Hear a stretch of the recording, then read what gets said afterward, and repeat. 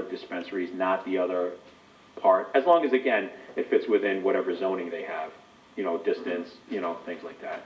So I've seen that as well. I found the provision that I was thinking of. It says, referring to the state, the department shall expend money in the fund first for the implementation, administration, and enforcement of this act, which I think they did. I think that number was about 12 million. Mm-hmm. And it said, and second, until the year 2022, or for at least 2 years, provide 20 million annually to one or more clinical trials that are approved by the U.S. Food and Drug Administration. So it says until 2022 or for at least 2 years.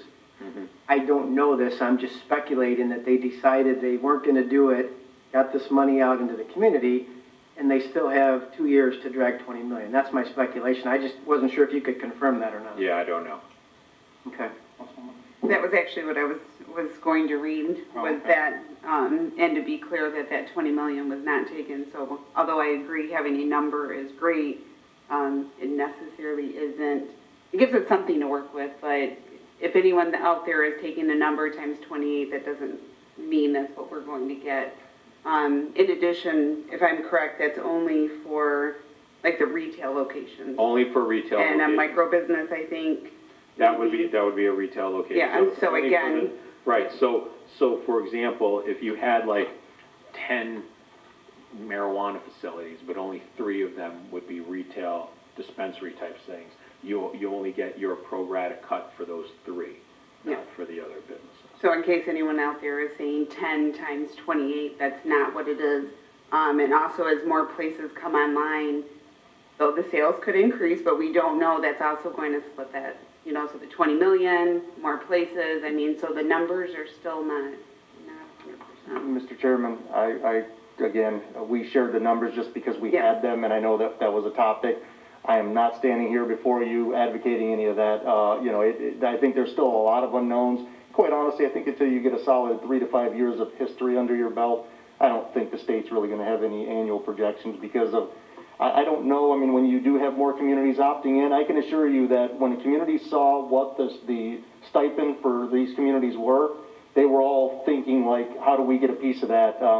But as more opt in, it's certainly going to, you know, the math is going to work against us, and is there a market for that much more out there? I don't know. Yeah. You know, I'm not sure if we know the answer. But again, based on the feedback, we left the numbers out. We also struck the, what was it called, the micro businesses entirely, because it sounded like that this body was not in favor of those, so we just took them out entirely. So those really, if the city council wants to move forward, they're blank boxes for you guys to fill in. I have another question. Sure. And maybe Mr. Greco can answer this. I'm not sure because we don't have the newer version here. But in the one we have, I'm going to send it right now. okay, it's highlighted that transfers of licenses are prohibited without approval of the city. Was that struck from, you know? No, I just, you know, sometimes things get forwarded. I highlight things for the people that are reviewing it, Okay. for things that I want you to look at. Okay, so I highlight that one just from experience, because what happens is that,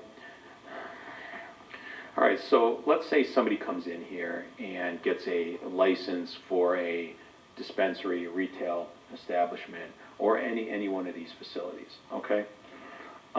You can prohibit transfer of licenses. Now, that might be a little bit of an issue if they have a right in the license. But if you put in transfer of licenses are prohibited without approval of the city, the reason why I highlight it is because you want, obviously, people coming in because you want to know who the license is, okay? But any kind of approval of a transfer of a license or something that goes with this or something that's does create a secondary market for a thing, right?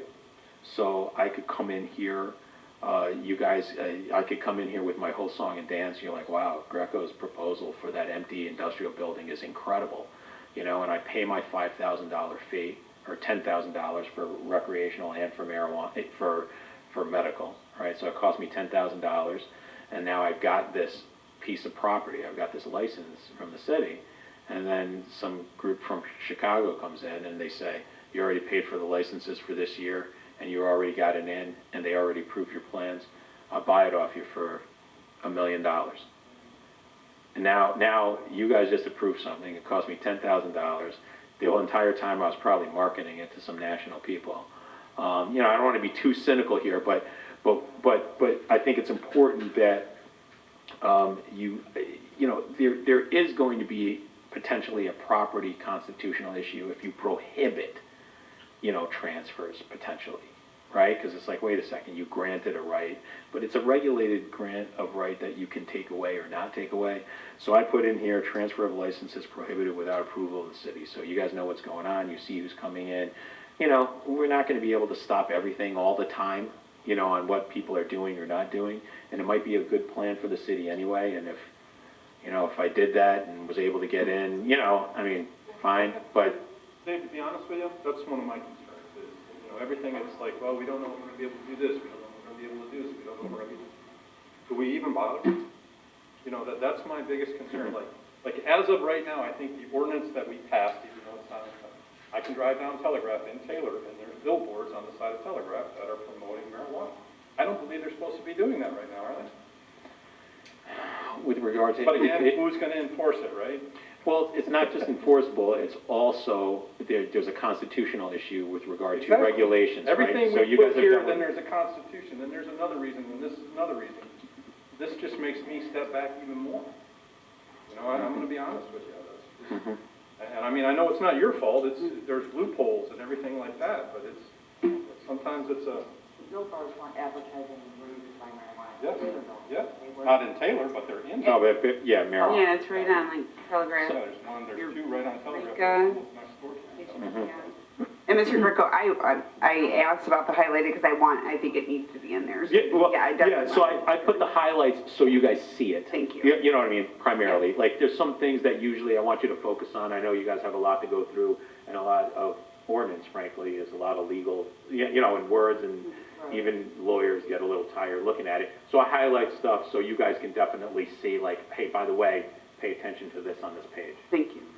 Mr. Chairman, just to the signs, I don't think our existing ordinance or our proposed ordinance actually deals with billboards. What it does deal with is the signs on the buildings. So I think there's a lot of case law. I know the city of Romulus had an issue with some of the digital boards along I-94 and I-75. They went to court. I believe the city ended up losing on some of the materials that were being advertised. I don't know how much enforceability we would have there, but certainly in the proposal, in terms of the buildings themselves, they are restricted of what can be advertised and how it can be advertised. Placards. So let me ask you this, if there's a billboard, like, we're not supposed to have a billboard at so many feet, they can advertise marijuana within a school and all this other stuff. So if there's a billboard there, and I own a marijuana company, and I put my sign there, I'm gonna say, well, the Constitution tells me I have every right to do that, and we can't enforce it, correct? There's always an issue, yeah. Exactly. But, Mr. Chairman, as you see, regardless of if we opt in or out, we still can't enforce it, so they can do that right now. I think the fixed signs, I think MDOT is trying to slowly get rid of them. I think there's some new legislation that they're trying to phase out, the fixed billboard, the old signs where they would actually print something and put it on, and they're trying to push for the digital boards. I don't know, I don't have that plan, I don't know what is acceptable and what is not acceptable, but I just wanted to point out that I don't think any of our proposed ordinance deals with any of the billboards.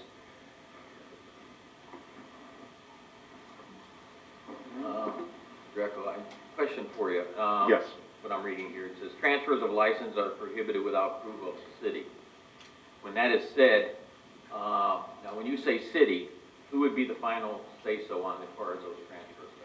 It would be this, let's see, it would be the normal process in the application. We've changed it so many times. It would be the review committee going through the scoring system, recommendation approval of a review committee, and then signed by the mayor and the clerk. So it would never come before council? No. For a transfer? Does a liquor license has to come before council before approval for a transfer? The laws changed, they took it away, I think, right? I think city, I think. Yeah, we don't approve them at all. Yeah, liquor licenses used to come to the local city, now they've taken it away. But the committee that we set up with the review committee does have a representative of the different departments, including the city council chairperson and another, so 2 members of the city council. Mr. Chairman, if you guys want it to come back to city council, we can amend it. Quite honestly, I would rather restrict it entirely. That's what we had hoped to do, to prohibit transfers.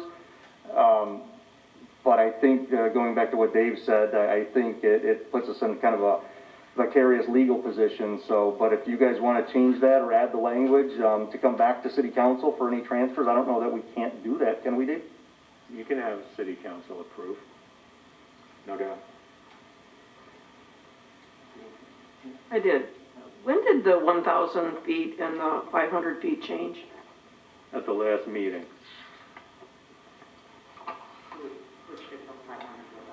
Switched it from 500 to 1,000 at the previous meeting, and then switched it to the language exactly from the statute from the last meeting to this meeting. That's right, the 2 changes for tonight that are different from before are the blank spaces in the number of facilities, and this change in page 5, section 9. We just took the feedback from the council meeting, and what it sounded like was this body would prefer the 1,000 feet. So we took the language from the statute and actually just injected it into our proposed ordinance. I don't think council referenced the statute as much as it did the 1,000 feet. So the current ordinance is 1,000 feet, church, park, school, residential land use, neighborhood. It got switched with that same language to 500. Some of us, I'll speak for myself, said, well, why are we moving it closer to a neighborhood? Why not keep it 1,000?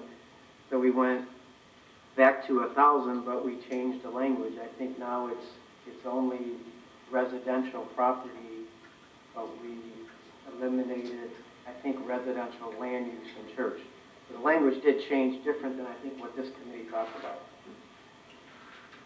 And is that the elimination of that in that 220? I mean, the one that we don't have here? Because it's in here, the church is still in here.